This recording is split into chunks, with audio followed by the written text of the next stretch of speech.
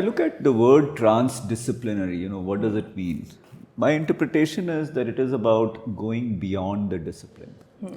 That it should be able to cut across disciplines. It should be able to integrate across disciplines. And ultimately, it should be driven by a purpose, which is about being able to solve real life problems. If I look at management, business as an area of work, as an area of interaction, as an area of achievement, these are defined by problems which may come packaged as functional problems. So the functional problem might be, my sales are not really where they should be, right? Very common problem. Now, is that only a marketing or a sales problem? Probably not. There is an element of behavioral psychology of the salesperson in it. There is an element of what is the demand from the side of the customer and how is the economy functioning, which creates some part of that demand.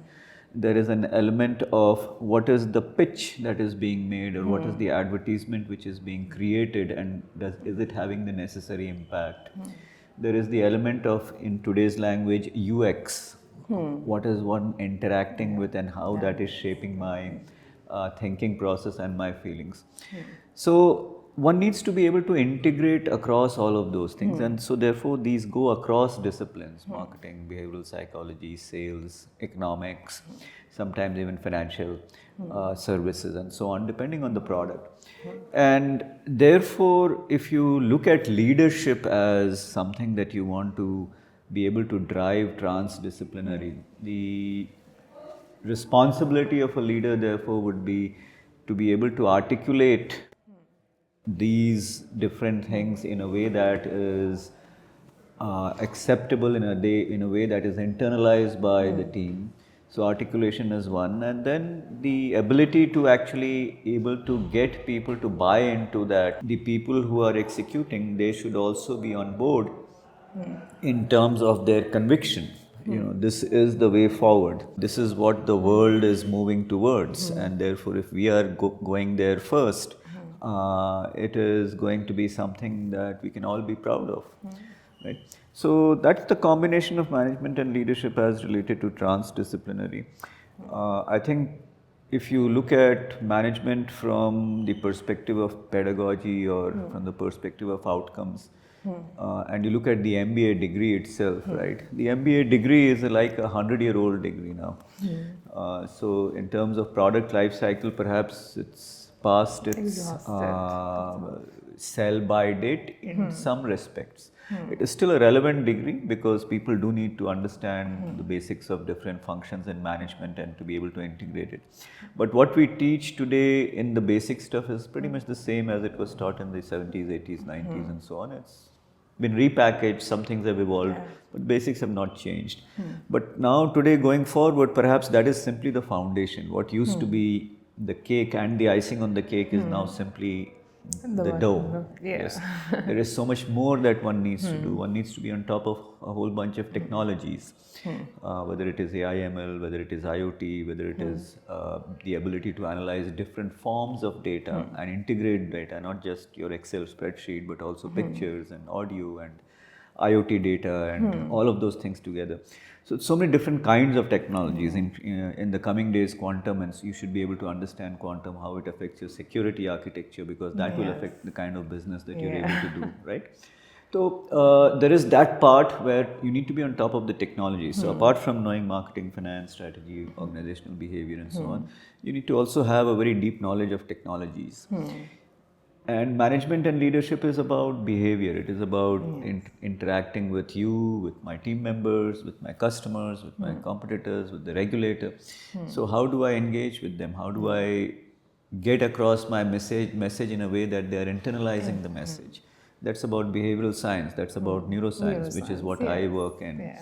So that's the second part. And the third is, the planet. In our drive to get economic development, we have caused some severe damage to the planet. We do need to now try and see how we can do things more sustainably.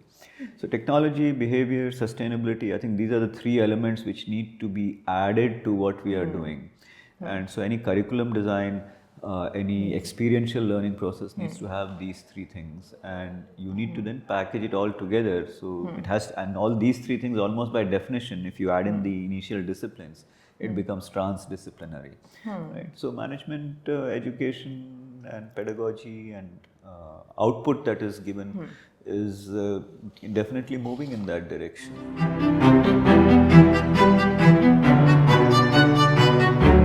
My main suggestion over there would be to work from first principles and not be influenced by so-called global best practice. Work from first principles and be able to visualize a future that the institution wants to create. That future would have a certain kind of graduate who has a certain set of skills, has a certain attitude and mindset, has a certain set of values, right? So I have to visualize that future. In terms of the outputs, one is the kind of graduate I'm producing. Second is the kind of ecosystem I'm creating around this new educational institution. What are the kind of faculty who are there? How do they engage with the students? What do I reward them for? So what are the institutional mechanisms that I'm designing to make it happen, to create those graduates? And the third part is, of course, the intellectual output that I create. Any good academic institution, by definition, needs to be able to create new intellectual output, right? The academia has a compact with society. There is industry, there is government, and there is academia. The implicit contract of academia with government and industry and society is that in exchange for relative autonomy and security of tenure, we will educate the next generation and we will give you new knowledge. Now, that requires a certain enlightened set of leaders also in society, in government and in industry, because academia does not have an independent base of its own. It depends on government and on industry to be able to get that space in which to play, to get the resources which can be deployed. It's good that it is happening, and I wish the institution all the best.